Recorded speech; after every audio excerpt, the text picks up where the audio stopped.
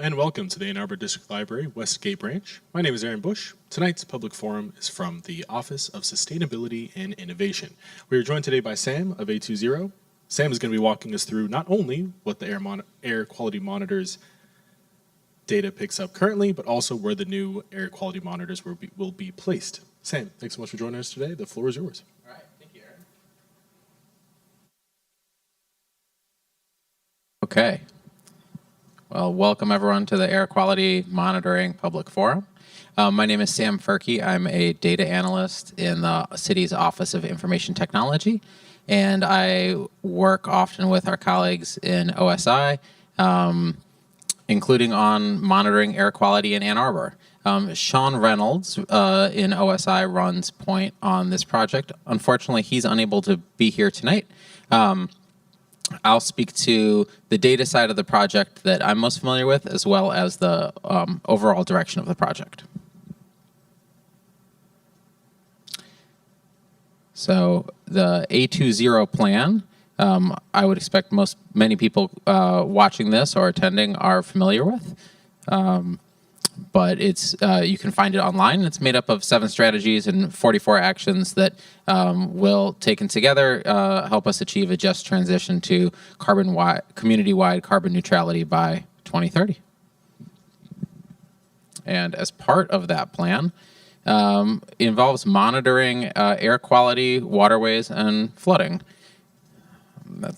You can browse to that in the plan, but essentially it directs us to do what we're doing here, monitoring the quality of the air. In terms of why we would do that, well, one, when there are air quality events like the wildfires we experienced last summer, this allows us to manage those. Ideally, we'll be able to use this sensor data to surface more local events too, if there are specific patterns of air pollution that we can identify, then we'll be able to mitigate that and create cleaner air for the community. It'll also let us see over time, are we achieving safer, cleaner air as a result of the A20 actions. And then one thing that we'll take a look at in a second is that the city makes its air quality sensor data publicly available at as granular a level as we possibly can, which is an added value we provide beyond what you might find from a commercial or federal air quality monitoring program. And we hope that researchers can make use of this data. So, about our sensors and what we monitor. As this program has matured, we've settled on these Clarity Node S sensors. And they measure a few pollutants. Most of all, they measure particulate matter. That's PM 2.5, which is the smaller one, and PM 10. They also measure nitrogen dioxide. And we can look at the data for these in a second. We're also looking at acquiring additional sensors that will measure other air quality pollutants, ozone, and then in addition to measuring air quality pollutants, they'll also measure temperature, humidity, wind speed, and pressure. Okay, so in terms of how you as a member of the community would access this data, it's all public. You can visit a2gov.org/airquality and find it all there. We serve it up in 2 ways. We have an interactive dashboard. If you go to a2gov.org/airdata, and that allows you to browse the data and filter it and look at it at the different locations at which we monitor. And then we also serve the data, just the raw data, in a downloadable CSV format. I think we can take a look at that now.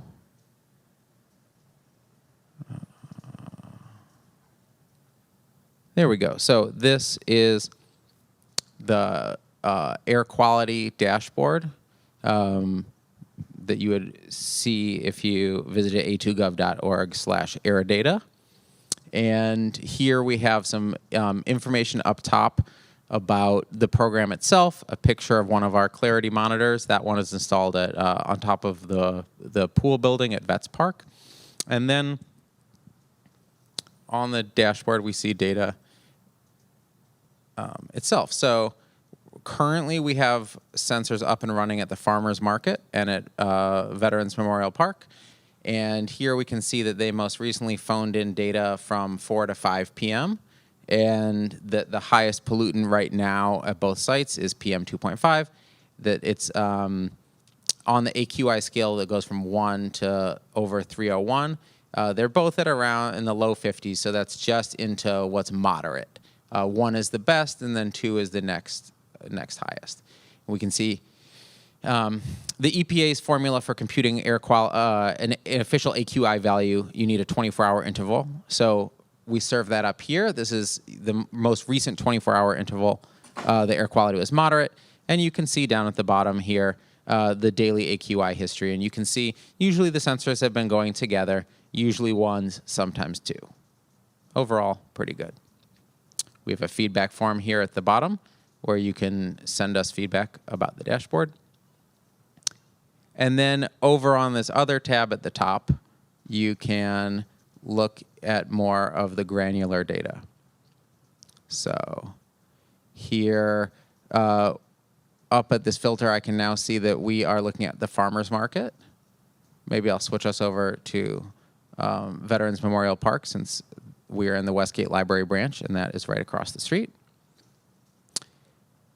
And here you can see the values for PM 2.5, PM 10, and nitrogen dioxide.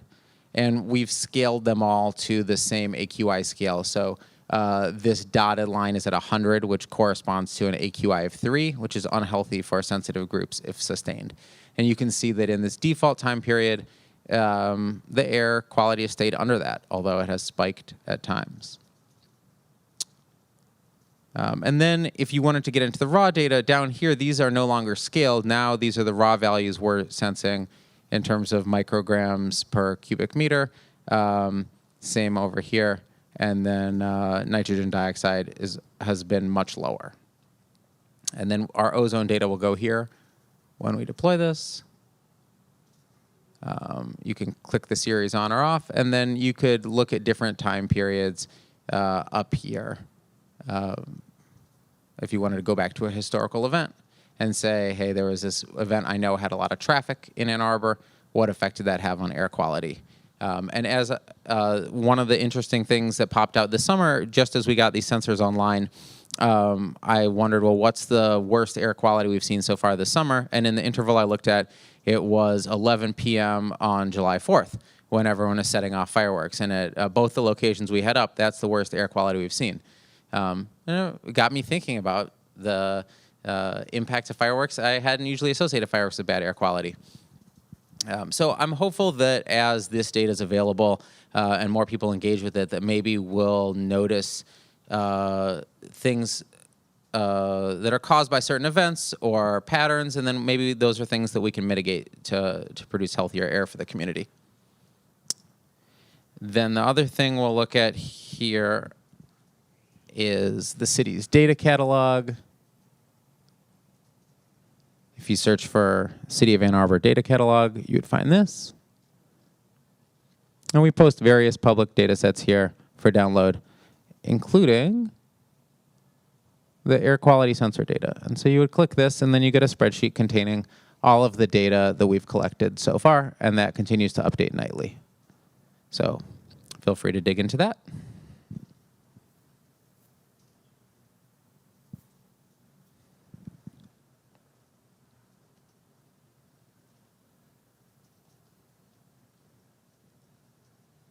All right.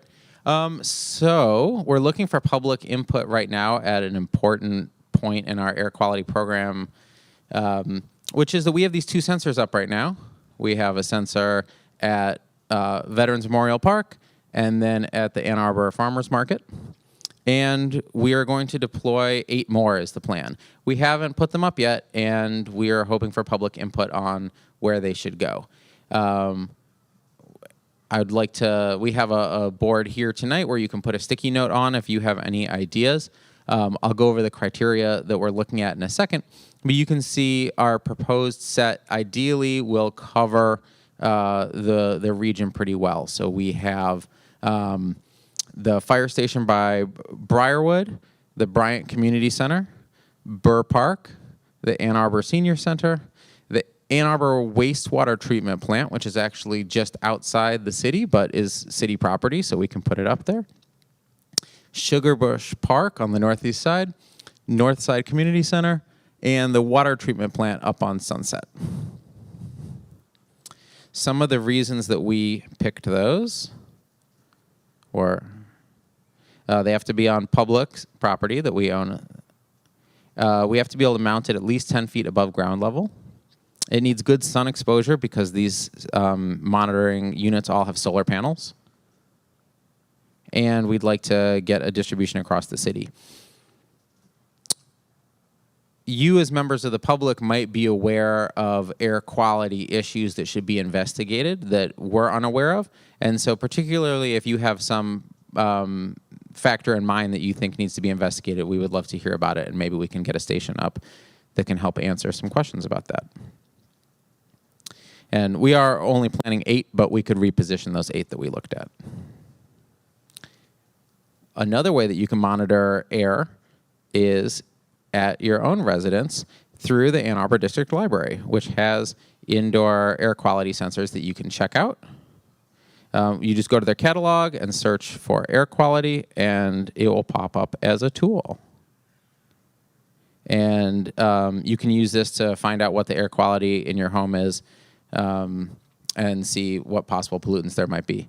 And while I did not make this slide, I have checked out this item and investigated my home and workplace's air quality, and brought it into closed meeting spaces and saw CO2 levels spike to levels that would impair cognition, which was striking to me. So that's my personal recommendation is if you have a stuffy meeting space, bring this in and measure the CO2.